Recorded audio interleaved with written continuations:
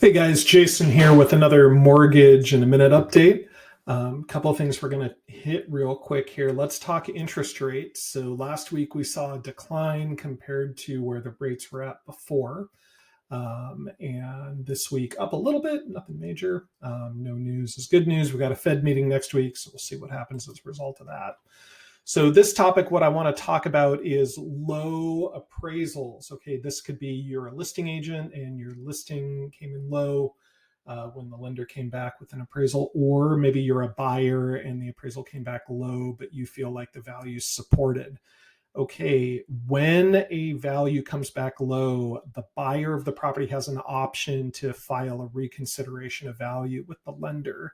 So what is involved with that? Essentially, what you're doing is you're going back to the appraiser and saying, hey, can you reconsider this value based on this additional information? So typically what happens is we'll receive a number of comparables that either the buyer's agent, the buyer, or the listing agent feel better support the value of the property than what the appraiser selected. So let's talk about some of the pitfalls I see when these come across. So number one, it's very important to look at the effective date of the appraisal. If you send a closed property that is after the effective date of the appraisal, that cannot be used in the appraiser's consideration of value. This means if the appraisal was done on the 1st and a property was pending, maybe the neighbor was pending and it closed on the 5th, and you're trying to file the reconsideration on the 7th, you cannot use that closed sale on the 5th because it was after the effective date.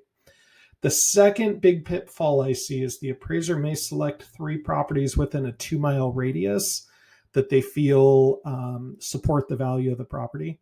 And then the comparables that we'll receive in the reconsideration of value either are too far away or older sales than the ones that the appraiser selected. So you want to try to find properties that are closer and more recent sales. There are some exceptions to that, but that's a pretty common one I see.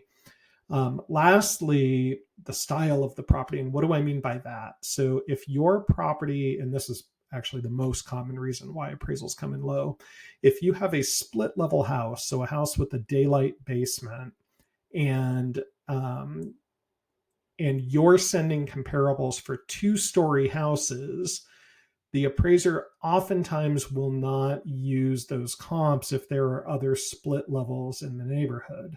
Similarly, if you have a rambler and you're sending comparables for 2-story houses, even if those 2-story houses are closer and more recently sold, oftentimes those are not better comparables than older ramblers that have been sold as well.